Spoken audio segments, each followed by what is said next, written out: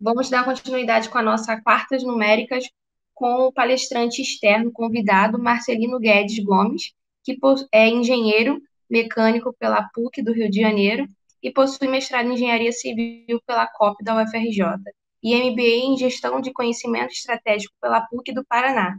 Ele possui curso de especialização em terminais e engenharia de dutos pela Petrobras e ele ingressou aí na Petrobras em 1987 e atuou em diversas unidades, trabalhando aí na CENSP da Petrobras, onde começou na área de engenharia submarina e foi diretor de terminais de dutos da Petrobras e da Transporte, e atualmente é sócio e cofundador da Pipeline. Então, o tema da sua apresentação hoje é Pipeline e seus desafios tecnológicos.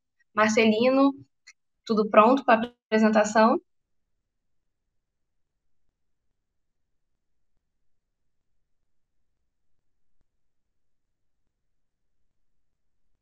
Está me ouvindo?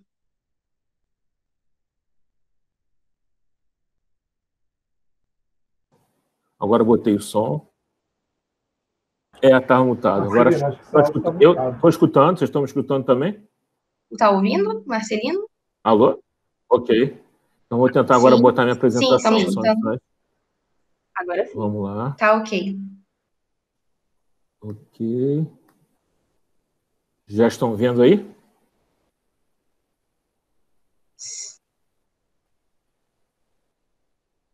Está carregando aqui. Sim. 30 minutos para a sua apresentação. Então esse vai ser meu maior desafio. Vamos lá. Ok. Ok, gente. Guilherme, parabéns pela apresentação. Aqui vocês não vão ver nada de matriz de rotação, nem de lei de Darcy. Obrigado. Vocês vão ver aí, na verdade, alguma coisa mais geral sobre uma atividade da indústria do petróleo. Os meus objetivos nesses 30 minutos, que já me tiraram 10, eu negociei 40 com o Marcelo, mas vamos correr, ok? Para dar pergunta para vocês no final. Em relação aos...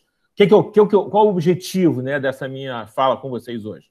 Primeiro, passar os conceitos gerais de uma atividade da indústria do petróleo, que é a atividade de pipeline, despertar o interesse dos desafios do setor e prospectar jovens profissionais e pesquisadores para desenvolver atividade nessa atividade da nossa indústria. Ok? Hoje vou falar nesses 30, me dera falar um pouco mais, mas vou acelerar, vou conseguir falar, ok? Falando um pouquinho sobre a indústria de dutos, como é que se constrói um duto, os tipos de pipeline que tem. Depois entro nos desafios em si. Depois, perguntas no final. Marcelino, Fala. se precisar passar um pouquinho, não tem problema não, vou tentar fazer bem rápido e para atender as perguntas no final.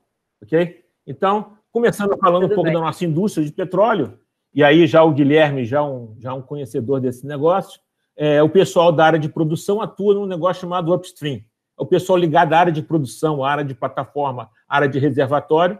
Depois tem o pessoal de midstream, que no Brasil não é tão conhecido, é o pessoal que fica realmente no meio desses dois segmentos. E depois tem o pessoal de downstream, que é o pessoal das refinarias, das unidades petroquímicas.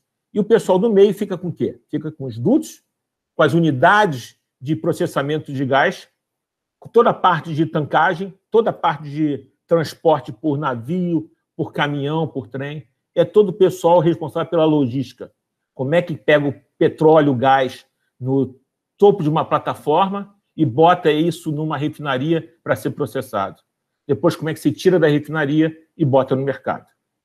Bem, um desenho esquemático. Aqui do lado esquerdo, vocês estão vendo aqui as plataformas e as unidades de produção terrestre. No meio, vocês estão vendo o quê?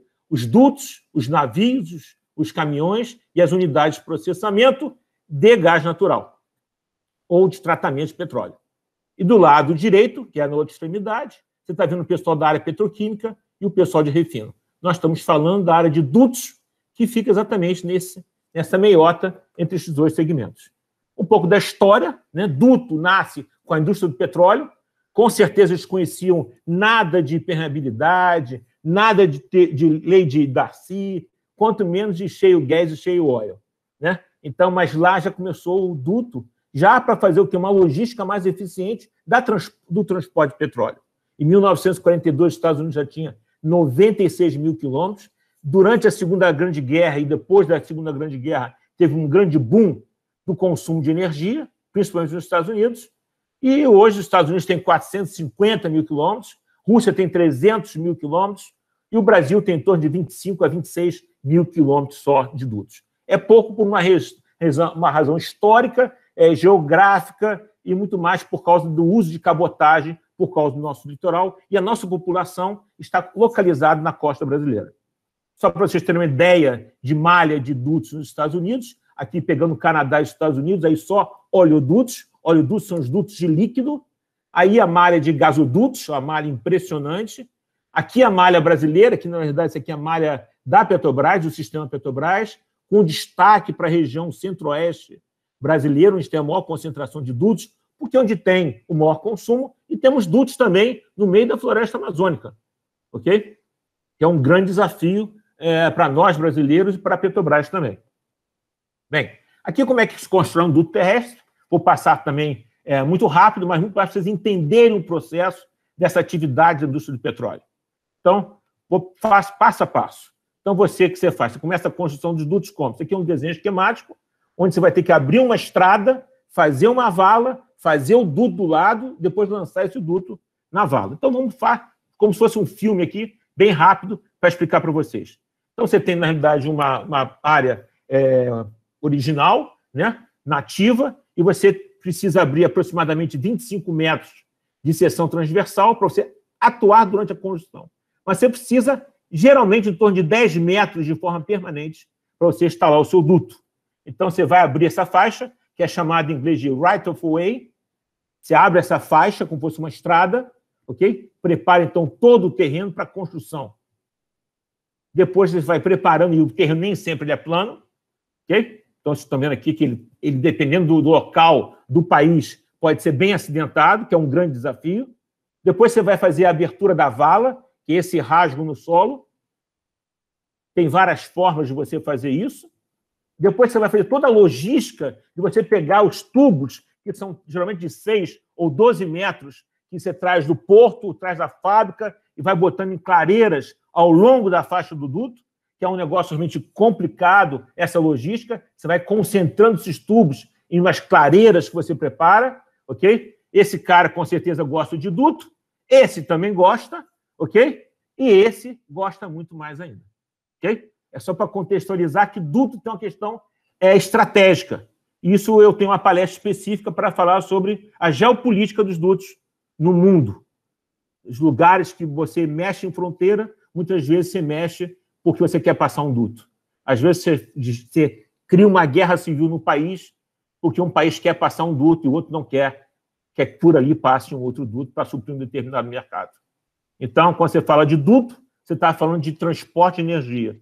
E quando você fala de transporte de energia, você está falando de poder.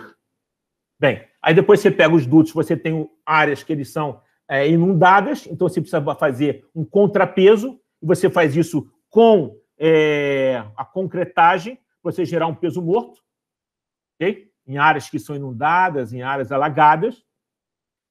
De uma forma geral, depois que você abriu a faixa, na hora que você já está com tudo preparado, você faz o desfile dos tubos, bota tubo um do lado do outro, igual um trabalhinho de chinês, ok? Depois desse desfile que você faz, você vai fazer a soldagem dos tubos. Aí você vai botar tubo a tubo e você vai fazer, então, a soldagem. Tem soldagem automática e tem soldagem manual. Tem as suas vantagens e as suas desvantagens.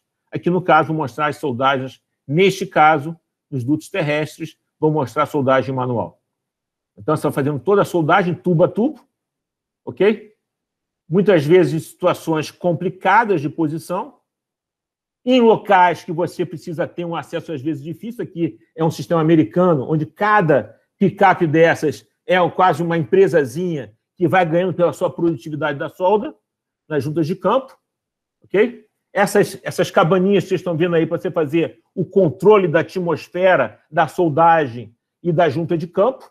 Então, cada cabaninha dessas tem uma equipe de junta de campo, de soldagem e de inspeção, de ensaios não destrutivos, para você verificar se a soldagem está com qualidade.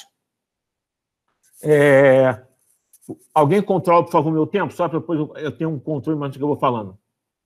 Carolina, né? Carol, vai controlando para mim, por favor. Vai controlando, por favor. Isso. Tá? Tá ok, tá ok. Tá legal. Pode ir tranquilo, Tá pode bom. ir tranquilo. Então, aqui você vai ver, então, todo um processo de construção. Aqui é toda a parte de recomposição da junta. Depois que você solda, você tem um calor localizado pela soldagem, você precisa recuperar o revestimento do duto, fazer toda a proteção anticorrosiva do duto. Depois você vai fazer o quê? O lançamento, o abaixamento dele na vala. Muitas vezes as pessoas acham que esses tubos são rígidos, e são, mas quando você tem um comprimento muito grande, eles aparecem quase um macarrão. Então, depois que você solda tubo a tubo, você vai fazendo, então, um desfile, que é o lançamento desse tubo, desse grande macarrão, dentro da vala. É uma cena até bonita, né, assim de ver. Quem já acompanhou uma operação dessa, é um negócio fantástico. Você pega uma estrutura enorme, com 2 km, geralmente é 2 km por seção que você faz o abaixamento, e você vai caminhando e vai lançando o duto, vai depositando ele no fundo da vala, né, com essas máquinas especiais que nós chamamos de side boom. Okay? Então, você vai lançando o tubo no fundo da vala, ok? Lançando, então, essa grande estrutura, agora que vai ficar enterrada por questões de segurança, por questões de corrosão e outras motivações. Okay? Depois que você faz isso, ele está enterrado, você enche o tubo com água e faz um teste hidrostático, para você verificar se você tem alguma imperfeição de construção ou de fabricação dos tubos. Aí você interliga trechos de 2 em 2 quilômetros, vai passando a água de um para o outro, para você economizar a água utilizada no teste hidrostático. Então, você testa hidrostaticamente uma seção de 2 ou 3 quilômetros, depois você testa a outra, e assim você vai fazendo a interligação depois de trecho a trecho. Obras especiais, porque se tudo fosse plano, se tudo fosse retinho, e que você não encontrasse uma reserva indígena, que você não encontrasse um lago, que você não encontrasse um rio, um grande rio, né? Como é que você faz para vencer esse rio? Então, são as obras especiais. Nesse caso, essa obra foi do Gasbol, do Gasoduto Bolívia-Brasil. É um processo antigo, onde você faz uma vala no fundo do rio, bota boia no duto, okay? Concreta ele, bota um trilho embaixo, pode ver os roletes com os trilhos, e faz a puxada de um cabo para o outro lado do rio, e depois corta as boias, e o tubo, então, vai para o fundo do rio, do fundo do leito, nessa vala que foi escavada no fundo do rio. Okay? Esse é um método antigo, ainda é feito, okay? Mas é um método que tem alguns impactos ambientais, principalmente nas margens dos rios, o que muitas vezes não é interessante. Okay? Então, aqui você está vendo, okay? A puxada, depois o mergulhador vai lá para verificar se ele foi assentado no fundo do rio, dentro da vala. Okay? Hoje, o que o pessoal faz é furo direcional, que são técnicas um pouco mais caras, mas muito mais interessantes pelas questões de segurança e pelas questões ambientais. Então, você faz um furo menor, vai alargando, depois você faz a puxada desse macarrão, né, puxando para o outro lado do rio, e vai, então, fazendo todo um sistema de pressão e puxada, e vai empurrando ele para dentro do furo direcional. Depois que você fez isso, você vai fazer a recomposição do solo. E você, então, o que você prepara? Você vai, então, recompondo a superfície, vai preparando, bota uma vegetação rasteira e bota os marcos e as placas de sinalização. Quer dizer, aqui tem um gasoduto, aqui tem um oleoduto, tem um duto de alta pressão, para avisar a população, que esse é um grande problema, essa parte de relacionamento com a comunidade. Aqui são 4 tubos chegando, na verdade, um é cabo de comunicação e 2 de petróleo, 3 de petróleo, da Texaco chegando numa refinaria. Esse são marcações de gás natural, esse é duto de petróleo da ExxonMobil, né? Isso aqui são várias sinalizações, indicadores, no caso aqui da Enbridge, que é uma empresa canadense. Essa aqui é uma faixa da Petrobras, no sul da Bahia, okay? No Orsub, né? Aqui é uma placa antiga de sinalização, aqui é um marco aéreo, quando nós fazíamos sobrevoo de helicóptero, ok? Aqui uma placa de sinalização dizendo que é uma área reservada, uma área de segurança nacional, que é um duto que transporta petróleo do Alasca para os Estados Unidos, colocando penas de 15 anos se alguém entrar nessa área e multas de $25 mil. Essa aqui era a placa em amarelo, branco e verde, é a antiga placa da Petrobras, e à esquerda é uma placa mais atualizada em função dos últimos acontecimentos de furto de dutos no Brasil. Furto de petróleo, furto de derivados em nossos dutos aqui no Brasil. Então, nós começamos a alertar a população sobre o perigo que é as pessoas fazerem, então, a instalação de válvulas ilícitas que nós chamamos de illegal tapping ou derivações clandestinas. Bem, isso aqui é uma válvula intermediária, a cada 20, 30 quilômetros o duto então aflora e nós instalamos uma válvula para você diminuir o inventário. Se você precisar fazer um reparo ou se tiver um vazamento, você fecha aquelas válvulas e você delimita, você bota barreiras que fica ali, então o duto fica delimitado naquela seção. Geralmente, quando você vai fazer a travessia de uma grande estrada ou de um rio, né, você coloca válvulas nas duas extremidades deste acidente ou desta questão geográfica importante onde o duto está passando. A operação. Antigamente, o duto, você operava o duto todo localmente. Eram picapes com rádio e operadores. Hoje, são totalmente automatizados. Então, você faz toda a parte de supervisão e operação à distância. Todos os dutos hoje no Brasil, no caso da Petrobras, são operados aqui do Rio de Janeiro. Um duto no meio da floresta amazônica, ele é operado do Rio de Janeiro. Você manda uma informação para o satélite manda uma informação para a válvula abre, a válvula fecha, você parte uma bomba, você para uma bomba, você sabe o nível de um tanque, você faz um alinhamento com o tanque, você deixa de alimentar um tanque com produto, tudo que você faz hoje, você faz remotamente. Então, é tudo operado através de sistemas de computação, sistema de dados e informações e telecomunicações.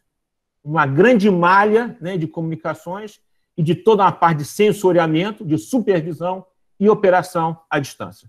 Nós estamos aí dizendo que duto é muito parecido com um transporte, um piloto de um transporte aéreo de uma aeronave mais sofisticada, um Boeing 787, onde você faz o trem de pouso, você sabe o nível do tanque, você sabe a temperatura na cabine, você tem todas as informações do cockpit do piloto, é exatamente o mesmo conceito de um duto, um oleoduto, um gasoduto, no Brasil e no mundo.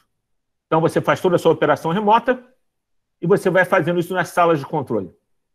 Repara aqui, ó, no painel que você está dizendo que tem uma cor amarelinha, tem uma cor verdinha, cor azulzinha. Isso são produtos diferentes dentro do mesmo duto. No caso, uma operação de poliduto. Isso aqui é um centro de controle fora do Brasil. E esse que eu estava explicando para vocês, que nós temos os gasodutos, que são dutos que operam com gás natural. Você tem os oleodutos, que operam com um produto único e líquido. Pode ser petróleo cru, você pode ter diesel, pode ter gasolina, pode ter LP. E você tem os polidutos, que são um duto só, um cano só, onde você bota bateladas de produtos diferentes. Então, você bota diesel, gasolina, GLP, gasolina e diesel. E você vai fazendo um transporte igual um trem.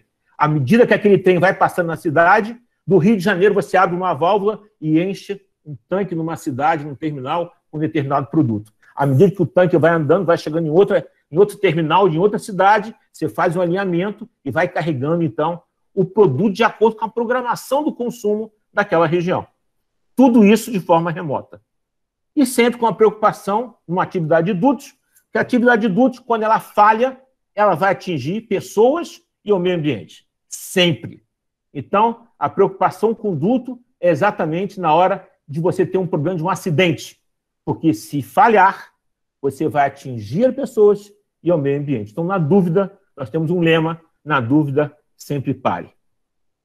E nós temos, então, nossos cuidados de inspeção. Como é que você faz para garantir a integridade dessas instalações? Carol, quanto tempo eu tenho?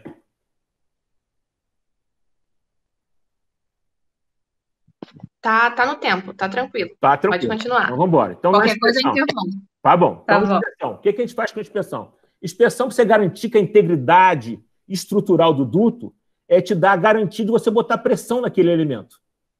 A grande preocupação de uma operação de duto é você perder a contenção daquele produto que, na sua grande maioria, tem problemas de segurança com as pessoas e segurança com o meio ambiente. Então, nós temos que garantir que a integridade estrutural da tubulação esteja perfeita. Então, nós temos dispositivos que nós chamamos de PIGs, né, que são dispositivos que nós colocamos dentro do duto, como se fossem plugs, como se fossem torpedos, que são deslocados pelo próprio produto. Então, o próprio fluxo é que empurra, que faz a propulsão desse dispositivo que vai andando por dentro da tubulação. Eles têm vários objetivos. Pode ser de limpeza do duto, simplesmente para tirar qualquer problema de deposição na parede interna do duto. Ou um problema de processo para você separar produtos diferentes, ou para você tirar um produto da linha. Ou o duto é um PIG instrumentado, que é outro também chamado de Smart PIG, né? PIGs inteligentes, que fazem o quê? A verificação da integridade. Verifica se tem um amassamento, se tem uma trinca, se tem uma corrosão, se tem um defeito que pode levar aquele duto a um acidente, a uma falha. Então, tem diferentes tipos de dispositivos, você coloca ele dentro desses dutos. Os dutos tem quantos? Tem dutos de 200 quilômetros, de 50 quilômetros, tem dutos no Brasil de 1.000 quilômetros. Nós temos um duto que vem da Bolívia e vai até Porto Alegre, passando por São Paulo, que tem quase total 3.000 quilômetros. Então, essa é uma operação complicada e tem que ter segurança total. Então, nós temos que inspecionar essas linhas que passam com produtos explosivos. Então, nós temos esses dispositivos aqui, você vê ele entrando dentro do lançador de PIG, né? Ele limpinho, até bonitinho aqui o PIG, e na hora que ele sai todo realmente, todo sujo, todo poluído, né? E dizem que até o nome do PIG é por causa que quando ele sai, ele parece um PIG no meio do chiqueiro. Isso é uma das histórias, dizem que a origem do nome é essa. Aqui também temos os PIG instrumentados, que são verdadeiros computadores, ou, eu vou dizer, dispositivos como tomógrafos, ok? Que você bota por dentro do duto, ele vai radiografando, ele vai inspecionando, ele vai verificando se tem algum defeito ou não. Então, ele viaja por dentro do duto, registrando em memória interna, para depois ser processado, pós-processado, desculpe, em um laboratório. Aqui você tem um PIG instrumentado, ainda antes de entrar no duto, e aqui quando ele sai na segunda extremidade. Aqui já numa plataforma de petróleo, a colocação dele no lançador de PIG, você coloca esse dispositivo e o próprio produto e que vai empurrar, ok? Esse dispositivo que vai, então, verificar a condição estrutural da tubulação. Depois ele gera relatórios como esse, que são uma quantidade enorme de informações, todas as informações estruturadas, né? E aí começa já um primeiro desafio para vocês, um grande desafio hoje nessa nossa indústria, é como você incorporar, né, técnicas de machine learning, né, inteligência artificial, né, qualquer coisa ligada a data science, para interpretar de forma automática ou de forma inteligente essa quantidade enorme de dados que hoje ainda é analisado pelo homem. Ok? Dutos submarinos. Muda muito, principalmente no lançamento do duto. O projeto de construção é muito diferente. A operação nem tanto, mas a parte de instalação é o grande desafio. Então, você tem que ter todo um aparato de projeto muito rigoroso e uma capacidade de lançamento e controle do lançamento por causa das tensões de lançamento muito rigorosos. Então, aqui só um desenho esquemático, né? Vocês estão vendo aqui numa plataforma esquemática, em vermelho um duto indo para a Terra. Aqui, para vocês terem os famosos rotas, são os caminhos do gás, hoje, do pré-sal. Você tem um Rota 1, que vai para Caraguatatuba, você tem um Rota 2, que vai lá para Cabiúnas, e o Rota 3, que está sendo agora em Maricá e chegando em Comperj, né? Então, são 3 grandes sistemas de escoamento de gás, isso só para atender o pré-sal. Já existe o Rota 4 em estudo, dizem que tem mais 2 rotas, outras rotas, Rota 5 e Rota 6, em função da produção de gás na área do pré-sal. Então, tem um grande desafio, que é a construção de novos dutos submarinos. A grande dificuldade que tem é o lançamento por causa do arranjo submarino. Não só pelo congestionamento de equipamentos, mas a variação do solo, ou seja, a topografia do fundo do mar, que muitas vezes você tem que fazer um estudo preciso de como faz esse lançamento. Então, o arranjo submarino é complicado, é congestionado e muito alterado. E conjugando com isso, você tem as ondas, tem as correntezas, tem os ângulos de lançamento, então você tem que conhecer, tem uma engenharia, né, estrutural muito sofisticada para você fazer o lançamento de dutos rígidos a 2.000, 3.000 metros de profundidade. Essa aqui é uma balsa de lançamento, vocês estão vendo aqui os tubos lateralmente, e você vai, então, soldando tubo a tubo e vai lançando o tubo no fundo do mar. Ok? Essa é outra balsa mais moderna. Aqui, então, a barcaça com os tubos e vai abastecendo, ok? Essas barcas de lançamento. E dentro você tem uma verdadeira fábrica de soldagem e verificação da junta soldada e lançamento de tubo no fundo do mar. Ok? Isso, então, são os dutos submarinos. E nas extremidades você tem refinarias e tem os terminais. Que, na verdade, você tem tanques, grandes tanques, para armazenar e estocar o que você transportou. A diferença dos líquidos e dos gasodutos é que no gasoduto, no Brasil, nós ainda não temos a estocagem subterrânea de gás natural. Então, hoje, no Brasil, nós não temos a capacidade de armazenar gás natural, que dificulta muito as operações dos gasodutos.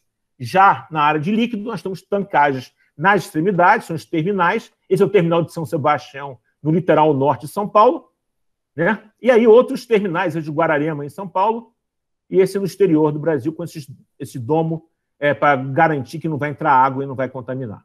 Então, são diferentes tipos de tanques, são diferentes tipos de aplicação. Então, tipos de dutos. Nós temos 6 tipos básicos. Temos de uso. Você tem os dutos de produção, são aqueles que saem da cabeça do poço, do local que sai o petróleo, até as unidades de processamento de óleo. Então, sai de uma árvore de Natal submarina, que é onde sai o petróleo, e chega até uma plataforma. Então, são os dutos de coleta da produção, são os dutos de produção. Alguns chamam também de gatherings, ou seja, os dutos de coleta, gathering lines, okay? Os dutos de produção, até a plataforma, até as áreas de processo petróleo, gás e retira água. Depois você tem os dutos de escoamento, aquele que vai sair da plataforma e vai chegar até terra. Então, são os dutos de escoamento da produção. Você produziu e vai colocar isso no mercado. Tem os dutos de transporte, que você vai fazer, e o transporte é como se fosse uma via pública. Esses são os dutos que qualquer um pode utilizar. Então, se você quiser transportar o seu produto naquele duto, como fosse uma ferrovia, você contrata aquele serviço e você pode utilizar para transportar a sua gasolina, o seu diesel, o seu GLP. É um mercado aberto e competitivo, igual uma ferrovia, igual uma empresa de transporte aéreo. Os dutos de transferência são diferentes. São os dutos cativos, só que tem um usuário. Vai ligar uma refinaria de uma empresa a um terminal daquela empresa. São como se fossem dutos privados, dutos de transferência. Dutos portuários são dutos curtos nos terminais, junto aos portos brasileiros e os portos no mundo inteiro. E o último são os dutos de distribuição, que saem muito de uma refinaria e vai até uma tancagem das empresas de distribuição. São dutos curtos, são dutos de 5, 6, até 10 quilômetros. No Brasil, nós temos que são os dutos até 15 quilômetros.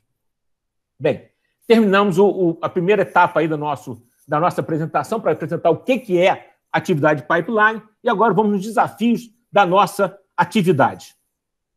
Bem, dutos no mundo, o primeiro duto foi começado a ser estudado em 1928 no Brasil, ele não foi para frente. Ele só foi acontecer em 1950. O primeiro duto de transporte no Brasil foi o duto que ligou o Porto de Santos à cidade de Santos. E ele foi construído pela Rede Ferroviária Federal, a RFSSA, ok? Que ligou Santos até São Paulo. E esse duto foi construído através do Ministério do Transporte, que era quem tinha toda a inteligência logística no Brasil. Depois, com a criação da Petrobras, a Petrobras criou, em 1974, o Departamento de Transporte e adquiriu da rede ferroviária todos os dutos que foram construídos pela rede ferroviária, que tinha o quê? Eles conjugavam os trens com os dutos. E o duto é um meio de transporte seguro de hidrocarboneto. Então, no caso, na época, a Rede Ferroviária Federal tinha como sua estratégia investir também em dutos. E fez isso em 74, e a partir de 74, já com a Petrobras. De 74 a 2000, teve a criação da ANP, Agência Nacional de Petróleo, teve a criação da Petrobras Transporte, da Transpetro, e teve a construção do Gasbol, ligando a Bolívia ao mercado brasileiro, que deu uma outra dimensão ao mercado de gás natural no Brasil. Nós estamos agora na fase 4, que eu acho que é a confirmação da importância do gás natural na matriz energética brasileira, né? Nós temos um consumo do Centro-Oeste em função da grande produção de grãos do Brasil, do agrobusiness brasileiro. Então, vai ter uma demanda de energia para o Centro-Oeste brasileiro. A decisão estratégica do governo brasileiro e da Petrobras de venda das refinarias e dos seus dutos, e com isso a chegada e a criação de novas operações de dutos, operadoras de dutos, não só a Petrobras. Isso já é uma realidade. Nós já temos algumas empresas operadoras de dutos no Brasil, principalmente na área de gás natural. Bem, isso aqui são dutos antigos. Um dos primeiros dutos do Brasil está aqui nesse meio. Isso aqui é um pouco da história do oleoduto Rio e Belo Horizonte, a chegada da ANP no Rio de Janeiro, e aqui o grande momento da indústria de dutos no Brasil e os próximos anos, a atividade de dutos vai passar por uma transformação muito grande e que vai demandar novos dutos, vai demandar mais profissionais e vai demandar novos oleodutos e, com certeza, outros desafios. Na área de líquido, então nós temos aqui, de uma forma geral, nós queremos o quê? Nós temos mais negócios, mais dutos, uma regulação mais aberta, mais competitiva e olhando para o mercado, dando mais oportunidades. Uma atenção para as comunidades, que os nossos dutos passam na porta das pessoas. Os dutos terrestres passam em praias, em áreas ecologicamente protegidas. E o último é a reputação da nossa atividade. Existe uma reação, hoje, muito negativa da atividade de dutos no mundo inteiro. Então, na área de líquidos, qual é o grande boom que tem? Primeiro, é um grande consumo no interior do Brasil, principalmente por causa do agrobusiness. Então, demanda muito diesel, demanda consumo de energia no interior do Brasil. Isso é positivo. Nós vamos ter que construir gasodutos, vamos ter que construir oleodutos. Outra coisa que mexe nesse mercado é a prática no Brasil da paridade internacional. Então, começa a ser viável algumas empresas em pensar em trazer produtos e colocar na malha de dutos para chegar no mercado, competindo com a produção dos derivados no Brasil. E a última aí é a abertura do mercado de downstream, a venda de 8 refinarias que a Petrobras já está em processo de efetivação. Então, a Petrobras vai vender 8 refinarias com os seus dutos. E com isso vão aparecer novos operadores, novos investimentos e novos desafios. Na área de líquidos é isso. Na área de gás, é uma grande oferta de gás natural no mundo, preço muito, muito baixo, muito interessante. Então, um preço internacional que viabiliza trazer gás natural. Hoje, uma tecnologia já consolidada, já conhecida, que é o GNL. Se transporta de navios, ele no estado líquido, e quando chega no terminal, esse gás aí fica e coloca ele na malha de gasodutos. Então, vão aparecer dutos pequenos, dados desses novos terminais de GNL até a malha de gasodutos. Outro fator que vai mexer na área de dutos, no caso, o gás natural, é a área da nova lei, em função de um projeto de lei que está em tramitação agora no Senado, de aprovação de um novo conceito de lei que vai realmente dar mais incentivo e uma nova estruturação à atividade de gás natural e, por consequência, dos gasodutos. Vai surgir, então, novos operadores, novos agentes desse setor. Um outro desafio é a produção crescente, principalmente por causa do pré-sal. Então, vai gerar mais gás e vão ter que construir mais linhas offshore para interligar na malha terrestre para chegar até o consumidor. E outra é uma demanda da sociedade por uma combustão mais limpa e o gás natural tem um apelo mais interessante. Bem, isso aqui é para mostrar, então, as 8 refinarias que a Petrobras vai vender e vão aparecer, então, novos operadores de dutos, e os dutos dessas refinarias serão vendidos junto com os ativos de refino. A Petrobras vai concentrar em 5 refinarias na região sudeste. Esse é o plano original, hoje é o plano que está valendo e apresentado na mídia, é uma posição oficial da Petrobras. Como eu falei, as refinarias vão ser vendidas com os dutos. No caso aqui é da Repar, refinaria do Paraná, vão ser vendidos com esses 3 dutos, que dá aproximadamente 480 quilômetros de dutos. Isso já é uma operadorazinha de dutos razoável, com 3 dutos. O Opasco, que é um poliduto, o Olapa, que é um poliduto, e o duto Ospar, que é um duto de petróleo, que abastece o terminal de São Francisco até a refinaria do Paraná, em Araucária. Bem, no gás, como falei, é o marco do novo PL, que já foi aprovado no Congresso e agora está no Senado. E o outro que eu falei para vocês é a reputação, né? A sociedade reclama por uma maior segurança, por maior uso de tecnologia e tem uma reação muito grande, porque o contato com a população não é uma plataforma. Muitas vezes não é uma refinaria que está delimitada, está cercada, não é. O grande desafio, né, hoje da indústria do petróleo é para a área de pipeline, porque ela convive. O duto está instalado na calçada das pessoas, na propriedade de terceiros, passando em praias, em reservas florestais. Então, tem uma reação muito grande da sociedade. Essa aqui, quem não me conhece, isso aqui sou eu, em Washington, e não estava fazendo nenhum movimento contra a pipeline, até porque eu sou um pipeliner, né? Mas eu cheguei lá e presenciei, ganhei isso de presente. Algumas dessas fotos são minhas, né? Eu tive o prazer de presenciar, né, uma manifestação contra duto nos Estados Unidos. Isso em Washington. Bem, falamos tudo da parte, vamos dizer, de um resumo muito, muito rápido na área de dutos, tanto terrestres quanto submarinos. uma questão geral do negócio, as preocupações junto à sociedade. E agora, são os desafios técnico-operacionais. Então, tem uma relação aqui, vou falar de alguns deles, mas isso aqui é muito mais para provocar vocês. Então, o primeiro grande desafio que nós temos, que é a redução do custo da construção de dutos, offshore. Então, tem toda uma engenharia de lançamento desses dutos de 1.800, 1.200, 2.000, 2.400 metros de lâmina d'água. Tem toda uma questão, esse slide do meio aqui, de como é que é o relevo, muitas vezes, no fundo do mar, e que você tem que ter uma inteligência de você escolher o caminho ótimo, que gera menores tensões localizadas no duto, que não gere um problema de amassamento. Então, só aí tem uma quantidade enorme. Todas essas informações podem ser utilizadas com inteligência artificial, né? Com métodos automatizados, métodos numéricos, né? Toda a parte de engenharia e toda uma parte de conhecimento. Nós temos que incorporar novas soluções para reduzirmos o custo de instalação desses equipamentos no Brasil para viabilizar o transporte de gás natural. Então, para o Brasil, o grande desafio qual é? Redução do custo de construção dos gasodutos para viabilizar o transporte de gás natural produzido no duto pré-sal para o continente. Outro problema que nós temos é toda a parte de segurança.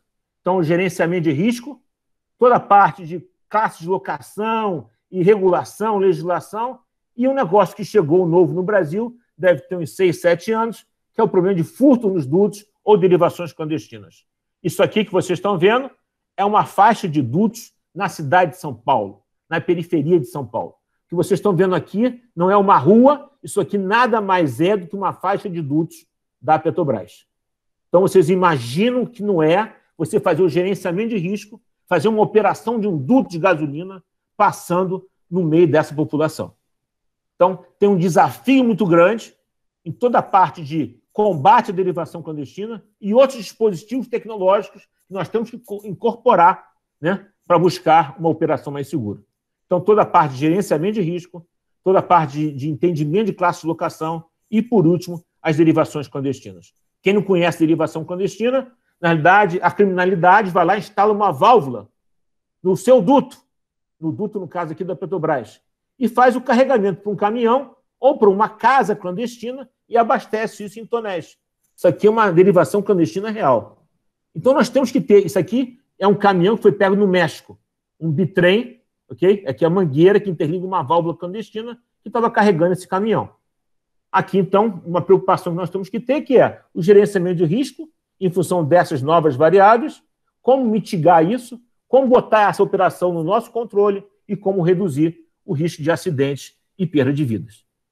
O maior acidente da Petrobras, o maior acidente em termos de perda de vidas da Petrobras, foi em 1984, foi o acidente de Vila Socó, onde os números oficiais nós estamos falando de 97 pessoas. Então, o maior acidente da Petrobras, um acidente catastrófico, foi um vazamento de gasolina por um problema de corrosão, que vazou em São Paulo, na Vila Socó, em Cubatão, e explodiu e pegou uma comunidade pobre que era construída em palafitas. Outro desafio que nós temos, que é um problema mais recente, que é um problema que nós chamamos de stress corrosion cracking, é um problema que acontece com o envelhecimento do revestimento do duto, que cria, então, microtrincas, que com estado trativo no duto, gera uma coluna de trincas, que estão vendo aqui em cima, do lado direito, e essa coluna de trincas, se não for tratada, e se for ciclado, se for submetido a um determinado nível de pressão, você pode ter uma ruptura como esse aqui, ó. Dia 15 de dezembro de 2015, um gasoduto da Petrobras teve uma ruptura, não explodiu por causa da umidade e o lugar era rural, ok? E por vários fatores, graças a Deus, não tivemos nenhuma fatalidade, nenhuma consequência mais forte, né?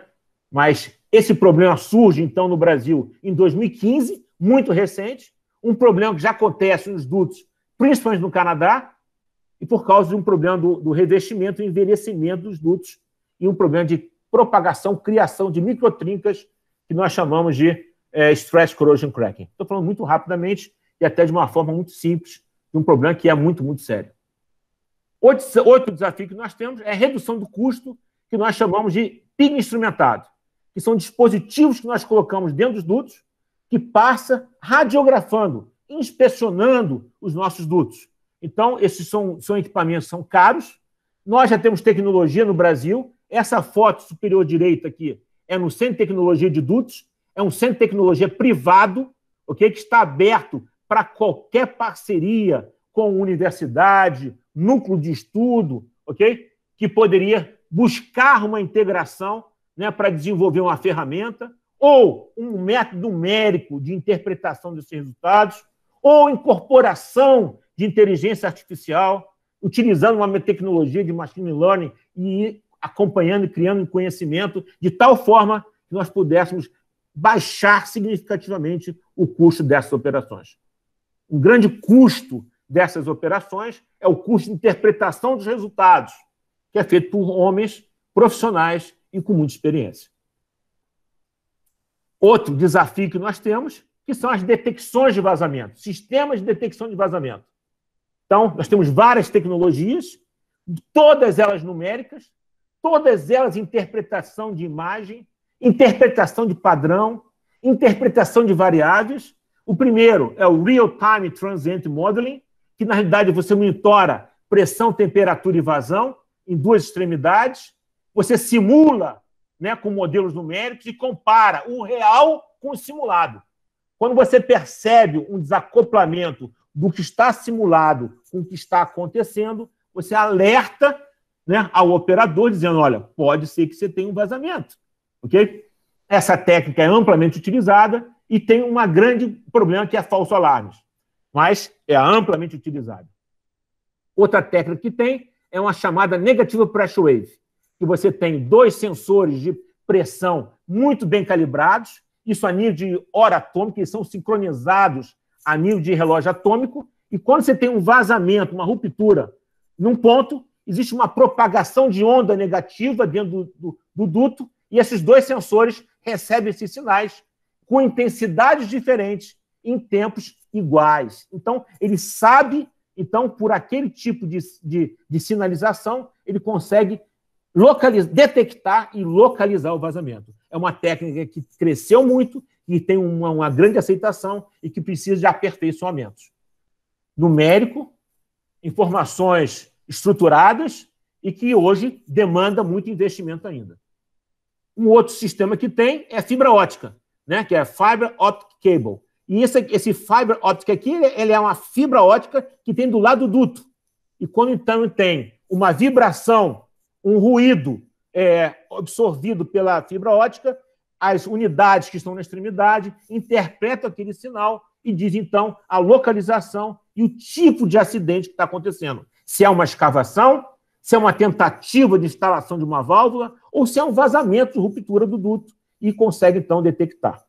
Uma técnica hoje bem avançada, uma das mais modernas, foi desenvolvida pela Eni, italiana, que ele combina essas três técnicas com sensores acústicos de vibração, acelerômetros, também nos dutos. Então, ele combina várias informações, coleta essas informações, tem uma análise desses sinais e tira, então, uma interpretação, dando um sinal para o operador. Hoje, essas técnicas vibroacústicas e essas técnicas de fibra ótica e as técnicas de Negative Pressure Wave, nós recebemos isso no nosso smartphone em casa. Então, os engenheiros, os técnicos envolvidos na operação, recebem informação em tempo real no seu smartphone que está tendo um vazamento, ou melhor, que o sistema indicou um vazamento num determinado ponto. Então, essas informações, todas elas interligadas, todas elas pós-processadas, todas elas interpretadas, modelos numéricos, modelos experimentais, tudo sendo calibrados. E o último que tem aqui é o PIG de detecção de vazamento. Okay? É um PIG que tem sensores, que ele é limitado. Ele passa, e se tiver um vazamento naquele momento, ele registra um ruído e ele sabe, então, onde tem o vazamento. Bem, outras coisas que nós temos são as novas técnicas de reparo de dutos, né? São técnicas que você tem, que vai fazer um reparo submarino. Como é que você faz um reparo de um duto que está a 2.000 metros de profundidade? Toda uma necessidade de desenvolvimento tecnológico para isso. Aqui são novos materiais, materiais compósitos, reparo de materiais compósitos, aqui com uma manta, aqui um encapsulamento de uma derivação clandestina, de uma válvula ilegal, né? E aqui uma nova técnica de reparo de dutos com vazamento. Bem, o último aqui, só para a gente entrar no... Eu poderia fazer a apresentação só com esses 2 últimos slides, mas eu precisava contextualizar vocês na atividade de dutos. E aí é o descomissionamento, ou seja, um duto operou 50 anos, 60 anos, e como é que eu faço para abandonar, ou que eles chamam de decommissioning, ou abandono do duto? Então, hoje o mundo não quer mais ter dutos abandonados, e é uma grande discussão que tecnologia, que soluções nós vamos dar pela essa quantidade enorme de dutos que nós temos, tanto terrestres quanto submarinos. Como é que nós vamos retirar esses dutos ou como é que nós vamos abandonar esses dutos de forma segura para o meio ambiente e para a população. Bem, chegamos agora no futuro, né? E o futuro? O futuro é esse negócio chamado Pipeline, Digital Pipeline for 4.0, e aqui são alguns pontos muito mais para provocar vocês o que vai ser a operação de dutos, o que vai ser dutos daqui para frente. Primeiro, nós precisamos ter profissionais jovens, e já existe esse movimento no mundo inteiro, chamado Young Pipeline Professionals. É um movimento que nasceu no Canadá, que tem, então, hoje um capítulo, tem um grupo no Canadá, tem um grupo nos Estados Unidos, tem um grupo na Austrália, tem um grupo também no Brasil, foi o 4º, tem um grupo no México, tem um grupo na Europa, tem um grupo na Nigéria, agora estão tentando criar mais um grupo na Argentina. São profissionais que nós provocamos essa nova geração para ter uma visão diferenciada do duto do futuro. Um duto do futuro é aquele que é sem vazamento, sem acidente e sem perda de vidas. Então, a pergunta que nós fazemos muitas vezes é: você construiria a sua casa em cima de um duto? Você pega um 787, um 747, um 777, sem muita preocupação. E essa tem que ser a percepção em termos de segurança e de gerenciamento de risco. Incorporar a tecnologia e dar segurança para o meio ambiente e dar segurança para as pessoas. E aí nós vamos fazer isso como? Como que nós estamos fazendo já isso? Novos materiais, materiais poliméricos, materiais, em alguns casos, cerâmicos, com algum tipo de deposição, composição de diferentes tipos de aço, né? Materiais nanoestruturados, novas tecnologias de materiais. Outra percepção do futuro são centros de controle, que hoje nós temos salas totalmente cheias de instrumentos, com 30, 40, às vezes 50 operadores, né? O futuro será centros de controle com pouquíssimos operadores, eu digo 100 operadores e alguns supervisores. Vai ser assim, o futuro é isso, né? Então vai ter que ter um piloto automático para a partida, acompanhado com o supervisor. Depois que o duto entrar em regime, ele bota na condição de piloto automático e o sistema faz o gerenciamento automático, só gerando alertas, aí chega um supervisor para verificar o que pode estar acontecendo. Esse é o futuro. Centros de controle desassistidos, centros de controle sem luz, apagados. Isso vai acontecer já já. A pergunta é: onde é que nós, da comunidade brasileira, gostaríamos de estar? Outro conceito são essas faixas. As faixas são estradas que nós temos cortando os países. São faixas inteligentes, com fibras inteligentes, muitos sensores, sensores de vibração, imagens de satélite, drones autônomos. Quando tiver um alerta, o drone faz o voo e vai acompanhar aquele ponto, dando a informação da imagem em tempo real para o supervisor que está naquela sala de controle desassistida. Nós só estamos começando. Tem um mundo de coisas para ser construído nesse negócio chamado de Pipeline 4.0. Outra, toda a parte de inspeção, interpretação daqueles resultados dos picos instrumentados. Tudo isso feito trabalhando essas imagens, esses dados, tudo com inteligência artificial, machine learning, todas essas técnicas que hoje já estão começando, já estão sendo consolidadas, que nós queremos incorporar isso o mais rápido possível na indústria de pipeline. Toda a parte de visualização e toda a parte de controle, tudo automatizado. Outra revolução que vem, já está acontecendo, né? Que é o Sensor Engineering, sensores, sensores e sensores. Vamos botar cada vez mais sensores. Os tubos vão ser inteligentes, já serão fabricados com sensores de pressão, com sensores de temperatura, quem sabe até com sensores, microsensores de vazão, acelerômetros para verificar a vibração. Então, o futuro é isso. É Sensor Engineering, Data Science, Smart Technology, integrando tudo isso. E aí, como eu falei, esses negócios nós já estão incorporando no nosso dia a dia, né? Inteligência artificial, machine learning, big data. Nós não sabemos onde vai dar isso, mas com certeza esse é o caminho, né? E isso tudo integrado. Esse, não tenho dúvida, que esse é o futuro. Só para vocês terem uma ideia, esse negócio todo aí de sensores. Outro dia eu estava conversando com um colega nosso pelo LinkedIn, ele falou que ele era Pipeline Engineer. Falei, que bom, também sou. Depois de 5 minutos conversando, que eu percebi que eu não estava falando com um engenheiro mecânico, um engenheiro de pipeline. Eu estava falando com um engenheiro de processamento de informação de machine learning. E o cara, quando falava de pipeline era outra coisa.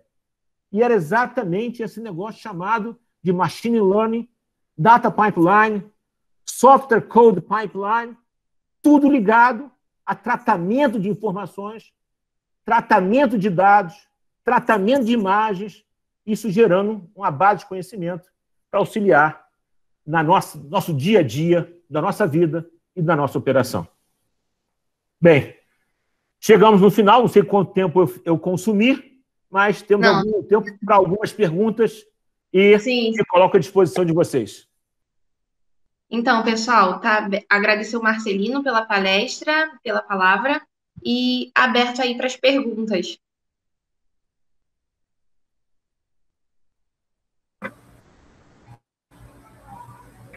Marcelino?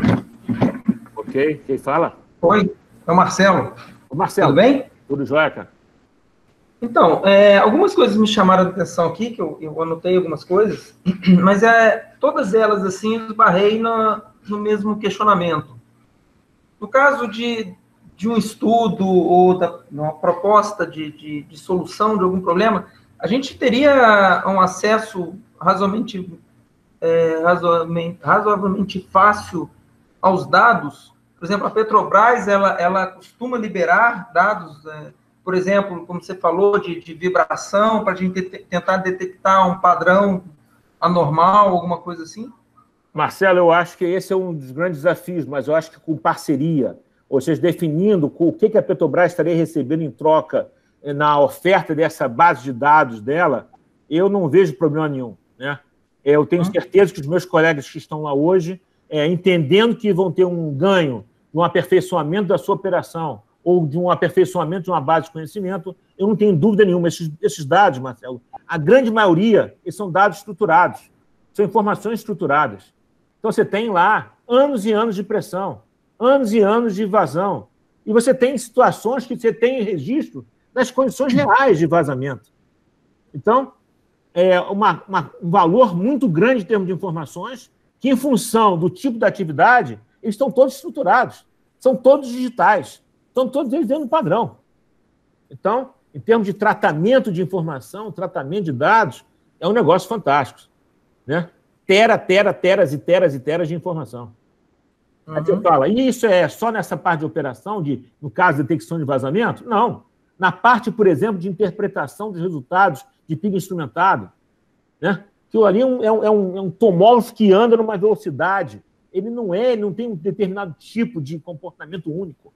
Então, ele passa, registra aquelas informações e, de novo, são milhares de teras e teras de informações que você precisa ficar olhando em padrões, né? E você coloca cores, você bota formas para te auxiliar, o olho e o sensor central aqui do cérebro humano, né? Mas que, na verdade, isso tem que ser transformado num outro tipo de ferramenta para facilitar a nossa vida e diminuir o número de falhas de interpretação do homem, né? Certo. Eu tenho uma segunda pergunta. Você sabe como é que está hoje a participação das universidades e centros de pesquisa, de modo geral, brasileiras, né? Na área de dutos? No ano de 2000... Deixa eu só complementar. Olhando já para esse futuro que você indicou, não para o passado, mas olhando já para o futuro, com essas novas técnicas e novas abordagens. Olha, o setor de petróleo vai mudar, Marcelo, porque o papel da Petrobras muda no Brasil.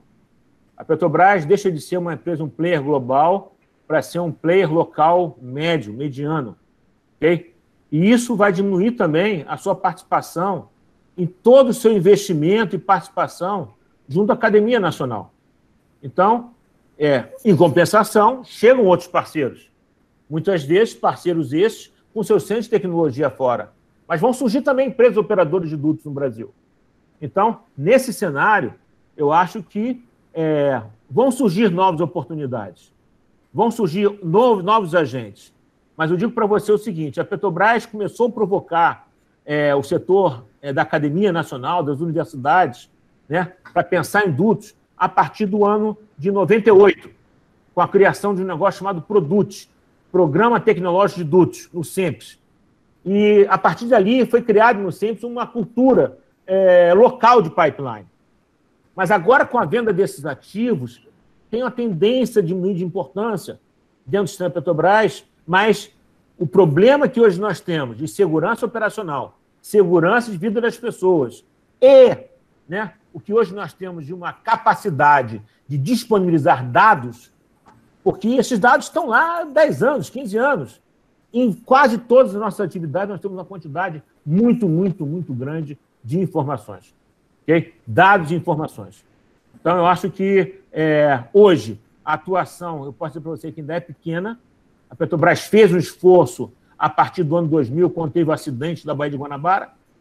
Nós tivemos um grande acidente na Baía de Guanabara, e aí depois ali nós investimos muito na área de segurança operacional, mas depois foi de novo para um outro patamar de poucos investimentos. Mas eu acho que a hora é agora. E outra coisa, Marcelo, não olha para o mercado de pipeline, no mercado brasileiro. Nós temos que entender que o mercado da indústria de petróleo, esse modelo que o Guilherme, né, estava fazendo, se ele pensa em fazer um modelo desse para oferecer para a Petrobras, esquece. Ele tem que pensar nesse modelo, ele tem que calibrar, né? Ele tem que verificar toda a parte, validar o modelo, tem que calibrar o modelo e ir para fora vender esse negócio em outros ambientes. Né? Não é só no Brasil, não. E mesma coisa, qualquer coisa que a gente faça hoje na área de pipeline, imagina o seguinte, o mercado aqui está para o nosso piloto. O mercado está para a gente aprender e fazer alguma coisa em escala pequena. Mas o verdadeiro mercado disso está fora do Brasil. Ok, obrigado.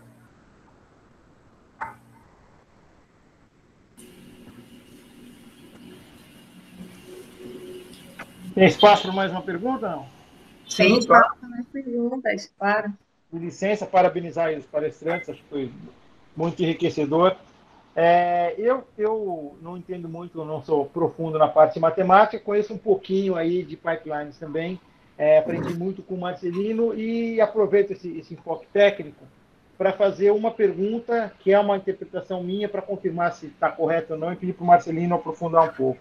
Eu percebo que tem muitas novas tecnologias no mundo que estão sendo desenvolvidas e aí a aplicação dessas tecnologias é que passam por esses estudos de adequação de modelos de verificações matemáticas.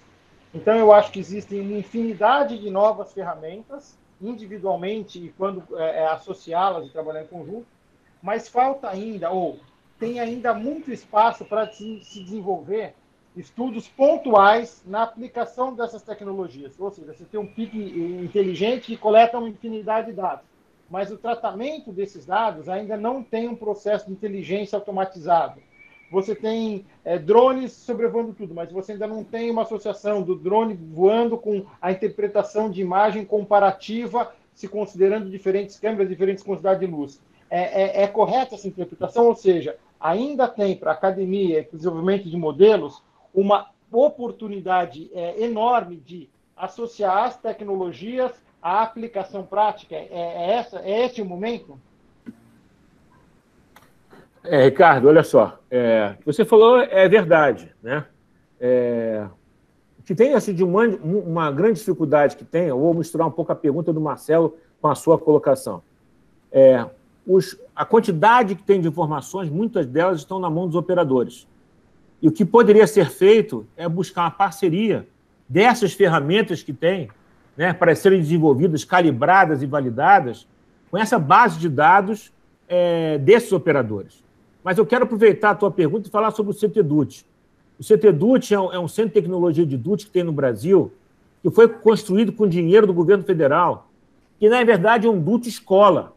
Nós temos hoje no Brasil uma instalação em escala real, onde nós podemos fazer testes de dispositivos, de ferramentas e de modelos numéricos, ok? E um duto em escala real que foi construído no Brasil para isso, para esse objetivo. Por exemplo, você vai fazer um PIG instrumentado, com novos sensores, com um novo dispositivo. O operador vai dar o duto dele, que está abastecendo São Paulo, para botar um piloto do seu PIG dentro da linha, correndo um risco de você pluguear aquela tubulação? Está louco. Essa era uma grande dificuldade que nós tínhamos. Então, hoje, o que foi feito é o seguinte: nós temos hoje um site, temos um laboratório em escala real, onde nós podemos simular essas novas ferramentas, essas novas soluções em escala real. Ok? Isso é um caso. E o outro que eu vejo é a quantidade de dados que tem, okay? Das variáveis de processo principalmente, ok? Já agora, já com alguma coisa de fibra ótica também, que estão disponíveis na mão dos operadores. Agora, que tem uma quantidade de possibilidades, desenvolvimento de ferramentas, de interpretação de imagem, de padrões, de sinais, é uma quantidade enorme de potencial de desenvolvimento de resolvedores de soluções e novos dispositivos. É muito, muito grande.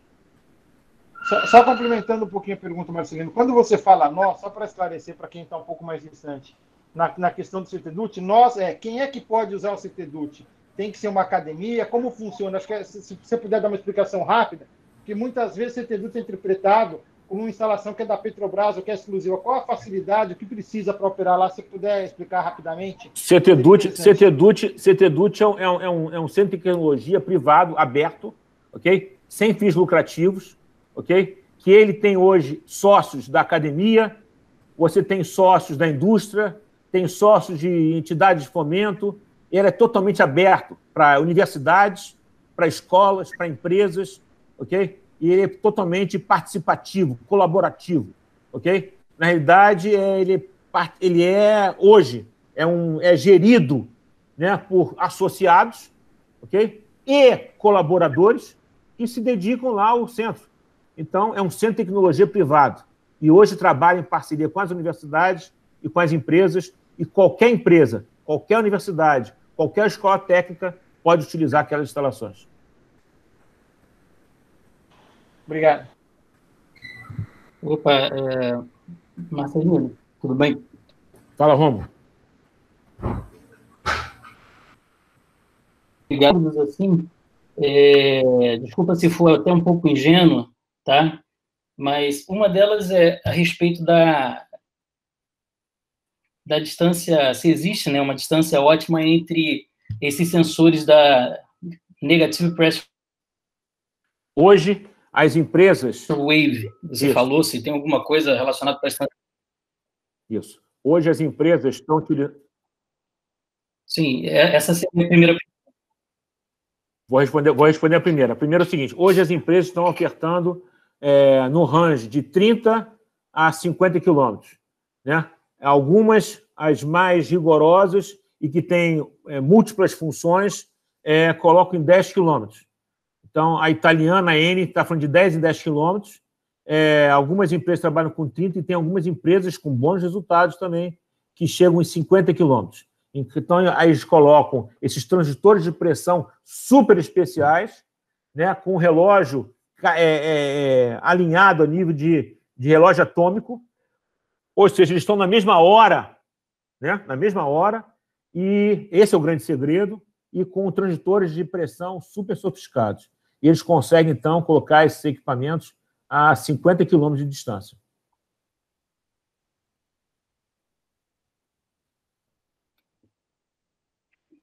Entendi. Que eu fiquei aqui meio na dúvida, porque você falou que, basicamente, os dados que são coletados, é necessário, basicamente, ter material humano ali para poder fazer a interpretação desses dados e que seria de grande interesse usar machine learning, por exemplo, deep learning, qualquer coisa desse tipo. A minha pergunta é, assim, queria entender um pouco mais sobre esses dados. Existe um padrão específico para detectar um vazamento? Uma assinatura bem marcada? Como é que é isso daí? Tá. Isso depende do tipo de sensor, e depende do tipo da solução. Então, por exemplo, se for uma solução que eles chamam de RTTM, né, Real Time Transient Modeling, você tem 3 variáveis de processo.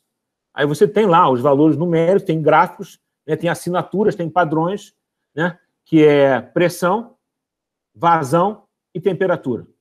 Então, essas 3 variáveis são colocadas em padrões e que a interpretação daquela flutuação da pressão, da vazão e da temperatura gera um padrão de interpretação que o operador já conhece aquilo como um comportamento de vazamento. Ok? Então, no caso do Real-Time Transient Modeling, é isso. Quando você está falando, no caso de um Negative Pressure Wave, né, que você tem um sinal, um padrão também de como aquela onda de pressão aparece no teu transdutor. Então, uma interpretação de padrão. Quando você está falando de uma fibra ótica, por exemplo, rapaz, é impressionante, que só tem machine learning, só tem interpretação de padrão. Por exemplo, eu ainda estou na Petrobras, tá? Eu saí da Petrobras tem 3 meses, vocês me perdoem, porque depois de 35 anos é difícil você desacoplar, né? Então, a Petrobras tem hoje 10 linhas com fibra ótica. E você sabe, cara, que nós pegamos pessoas andando na faixa, nós pegamos, às vezes, um animal caminhando na faixa. Só para você ter ideia, no dia 31 de dezembro, nós mandamos a nossa equipe, o Patrol Car, né, o nosso carro patrulha, para um determinado ponto que tinha indicação de escavação. E era assim, ó, bum, bum. E lá é assim, ó, tum, tum, tum. Tipicamente, interpretação de um padrão conhecido como escavação. Ok? Você sabe o que era? Era uma caixa de som de uma festa de final de ano colocado no chão junto à faixa de dutos. Uma comunidade, ok? Fazendo uma festa de final de ano e que o som da batida da música era igual de uma escavação. Dum, dum, dum, dum, dum. Igual. E o cara foi para lá porque... Então tem... O que tem isso? Tem uma quantidade enorme de dados, isso tudo padrão. Esse sistema de fibra ótica, por exemplo, ele tem lá, ele te diz, ele fala assim, 96% de chance de ser uma escavadeira manual, 40% de ser um batoque, não sei o quê, 80% de chance de ser um homem caminhando na faixa, 70% de ser um caminhão, de ser uma retroescavadeira. Ele tem todos esses padrões já previamente filtrados, interpretados, e aquele sensor, aquela fibra, e agora que vem as características, Romo. Se o terreno é alagado, se o terreno é mais arenoso, se ele é mais argila, se ele é mais... dá respostas diferentes. Então, a calibração do teu modelo, para você gerar o teu padrão, é fundamental.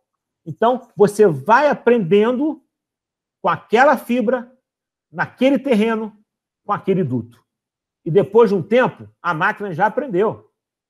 E ela já sabe que aquilo ali é um determinado tipo de ocorrência. E é um vazamento, é uma batida de caixa de som de 31 de dezembro, né? Ou se é um animal, ou se é um marginal fazendo uma escavação para instalar uma válvula ilegal.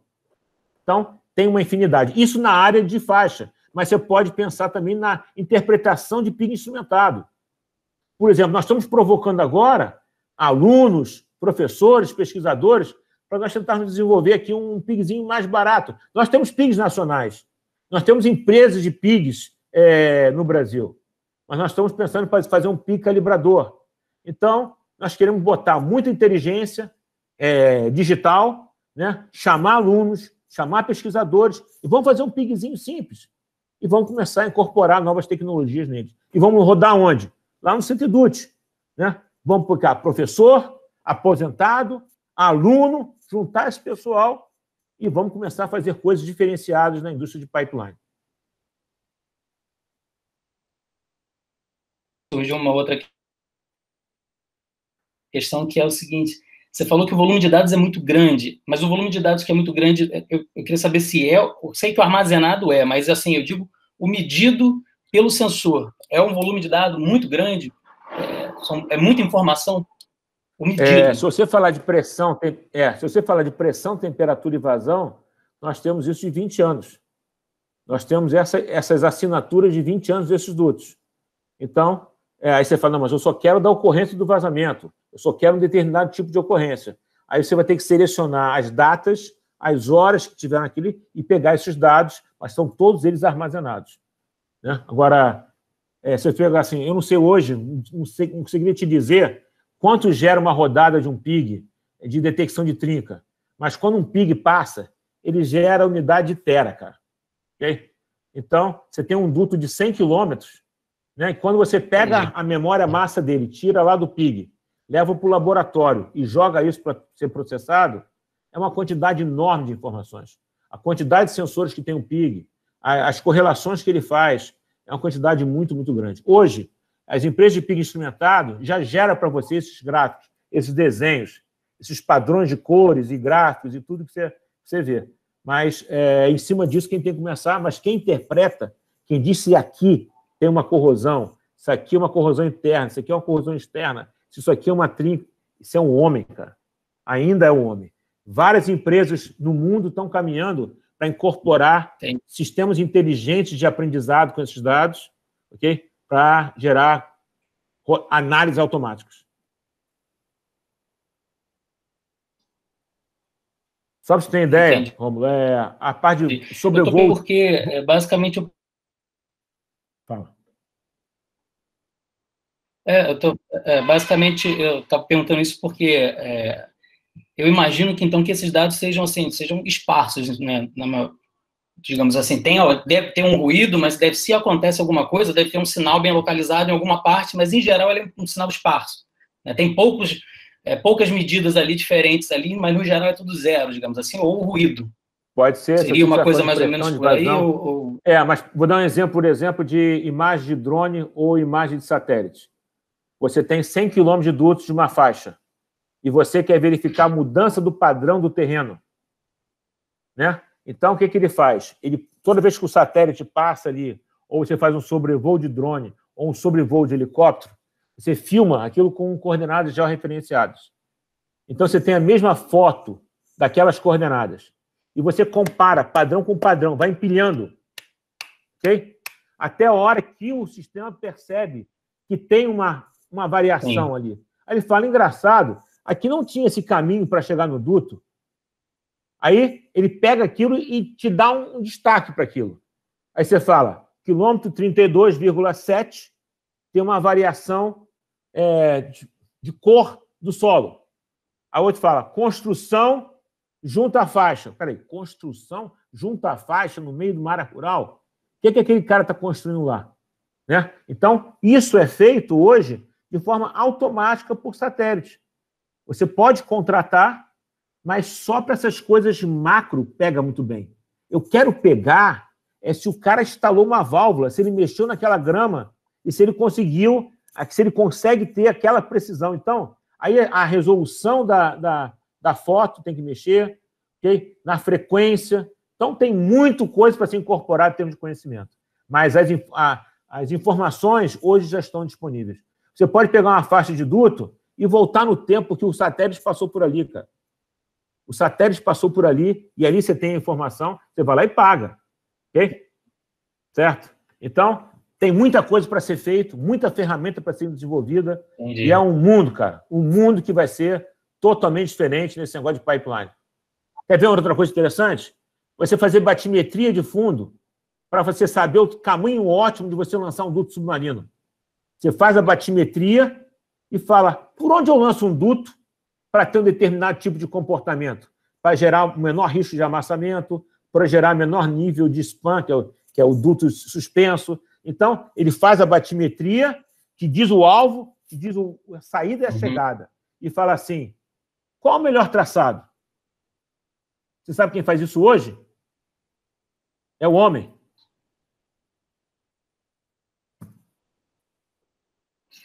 né? Então é o seguinte, cara. Entendi. Então é o seguinte, a gente faz Tá uma certo. batimetria, chega para você e fala, meu amigo, qual é o melhor traçado?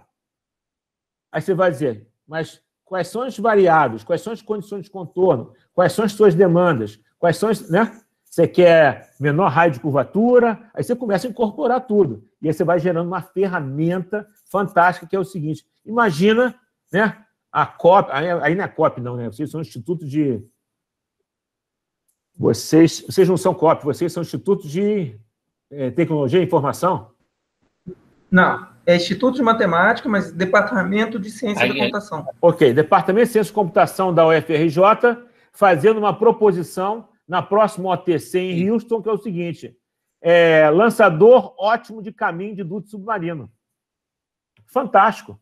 Você passa o barco, faz a sonda, faz a batimetria, com a batimetria você diz o ponto A e ponto B, e ele vai te dar o traçado ótimo, né, do duto, com toda uma base de engenharia que, com certeza, a Petrobras tem, e outras empresas também têm. Fantástico. É um trabalho maravilhoso, é só a gente começar a fazer. Entendi.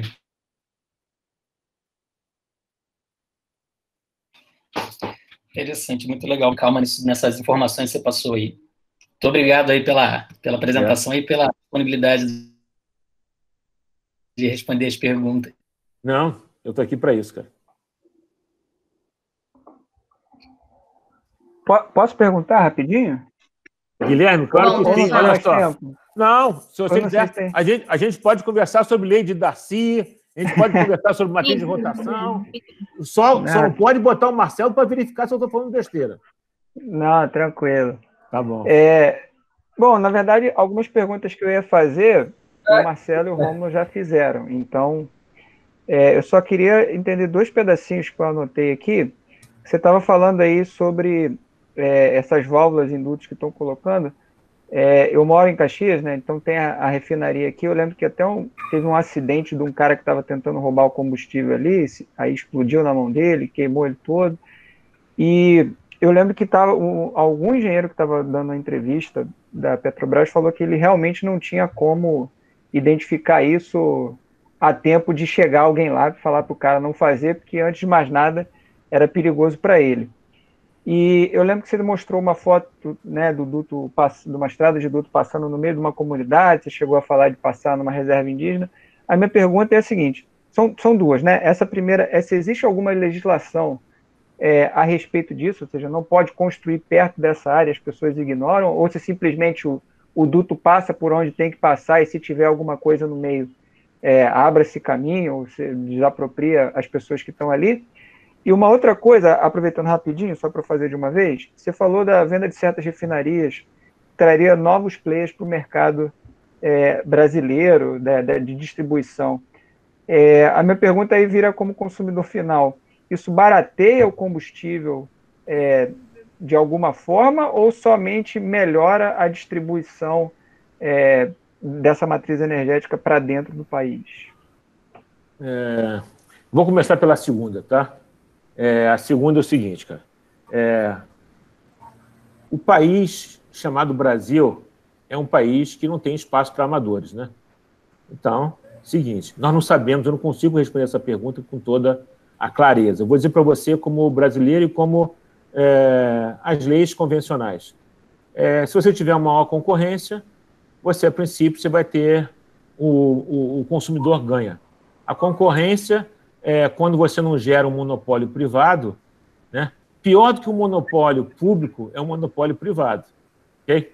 Uma vez que nós estamos falando de 8 refinarias, pode ser que nós não tenhamos um monopólio privado, vai ser monopólios regionais, porque a refinaria do Paraná não vai ter ninguém concorrendo com ele na área do Paraná. Uma refinaria de Belo Horizonte, em Betim, não vai ter ninguém concorrendo com ele naquela região. Agora, a forma de concorrer é você ter um sistema de transporte, se ele estiver colocando produto lá muito caro, vale a pena você importar ou pegar de outra refinaria, Guilherme, colocar num duto e botar o produto lá. Então, o mercado aberto, ele é sempre mais interessante. E se o cara tiver, ele sempre vai botar o preço no limite do seu concorrente. Então, ele vai dizer o seguinte, olha só, por quanto o meu concorrente consegue botar o produto aqui? Ele vai ter que trazer o ponto até o duto, depois botar no duto, o meu produto é isso, menos o frete, menos a logística. Então, eu digo para você que a concorrência para o mercado brasileiro, para o consumidor brasileiro, essa abertura é interessante. Para a Petrobras, não. E para o Brasil, que tinha uma grande empresa de petróleo global concorrendo no mundo inteiro, também não. Mas vamos entender que para os consumidores vai ser melhor, vão ter preços mais competitivos, vai ter uma concorrência maior, vai ter uma busca de qualidade, uma concorrência de qualidade também. Eu acho que vai ser interessante, vai ser uma experiência. O mercado aberto é sempre uma experiência. Essa é uma. A outra é sobre derivação clandestina, que você falou. Tem várias técnicas de você saber se estão realmente fazendo uma derivação clandestina. Uma delas é você botar patrulha espalhado pelos dutos. E, Guilherme, é o seguinte, tem dois cenários muito distintos desse negócio de derivação clandestina. Tem as derivações clandestinas em meio rural e tem o urbano. Urbano, cara, é tipo guerrilha. Então, o cara faz um túnel, cara. Ele aluga uma casa, faz um poço, faz um túnel de 20, 30 metros para chegar no duto. Então, em cima você não vê nada. É igual o furto de um cofre do banco. Então, o cara, no meio da sala, não tem um, não, vários casos. No meio da sala tem um poço. E no poço tem uma escada. Depois tem um túnel de 30, 40 metros e chega até o duto. Lá o cara instala uma válvula, pega essa mangueira de alta pressão e coloca na garagem dele. E a garagem não é para abastecer o carro dele, cara. Ali vai chegar uma minivan ou vai chegar um pequeno caminhão, vai abastecer ali tonéis que estão internamente, né? Ou se é um caminhão-tanque, e abastece o caminhão-tanque e sai. O furto de produto em dutos não é feito para uso doméstico. Isso não é feito de forma amadora. Isso é feito pelo crime organizado. Então, existe um cara contratado para fazer o poço, o túnel, ou escavar, instalar uma válvula soldando. Existe um cara que vai tirar o produto. Tem um cara que pega o produto e bota num posto ilegal. Então, é o crime organizado, que aqui no Rio nós chamamos de milícia, e em São Paulo a gente chama de PCC ou de outras coisas que tem lá em São Paulo. Então, isso é crime organizado, e crime organizado pensa em business, é negócio. E nós estamos investindo... A Petrobras está investindo em tecnologias sofisticadas, em sistemas acústicos, em imagem de satélite, em cão farejador, e hoje já tem grande capacidade de informações e mobilização. Só para você ter uma ideia, fibra ótica é uma delas, e tem um bom efeito. Tem vários técnicas permanentemente sendo desenvolvidas. Então, uma das áreas que a Petrobras tem interesse, que as empresas têm interesse, é detecção de válvulas ilegais, de derivação clandestina. Se eu te perguntar qual é a principal causa de vazamento de duto na Europa, você vai errar. Já te dei a dica, né? A principal causa de vazamento de dutos na Europa é derivação clandestina. Mas como, Marcelino? Na Inglaterra? Na França? Na Espanha? É exatamente isso que eu estou dizendo para você. A principal causa de vazamento de dutos na Europa, pelo CONCAL, que é a entidade que mede isso, é derivação clandestina. Só tem 2 países no mundo que não têm derivação clandestina. Desculpe, 3. Canadá, Estados Unidos e Venezuela. Por quê? Porque o preço do combustível é barato em relação ao salário local. Ok? Entendi. Cara, muito obrigado. Foi uma explicação bem legal. Parabéns pela palestra aí e pela disponibilidade de estar aqui falando para a gente. De verdade, muito obrigado. Gostei muito da sua apresentação. Depois você vai me dizer, manda por zap ou qualquer coisa assim, como é que você faz, como é que você calibra o teu modelo e como é que você valida o teu modelo. Ele é muito legal, mas eu quero ter certeza que isso funciona, né, cara? Como é que você me garante? Eu quero investir na tua empresa. Então, você e o Marcelo vão criar uma empresa e eu quero ser um investidor anjo. Mas espera aí, cara. Mas a pergunta é, como é que você valida o teu modelo e como é que você calibra o seu modelo? Eu sei fazer isso em fibra ótica. Eu sei fazer isso em medidor de vazão de duto. Mas em modelo de ruptura de xisto e escoamento em meio super poroso, Eu não conheço. Utilizando a lei de Darcy e as suas matrizes de rotação. A gente troca uma ideia. Tá combinado. Eu negocio uma participação interessante na empresa. Tá combinado. Não tem problema. Vai ser um prazer ter vocês aqui com a gente, na Pipeline Brasil. Tá bom? Eu que agradeço. Obrigado. Tudo de bom. Bom, pessoal, agradeço aí o Marcelino pela apresentação, foi uma honra sua apresentação para as quartas numéricas, e agradecer também o Guilherme aí pela sua apresentação inicial, abrindo as nossas quartas numéricas de hoje.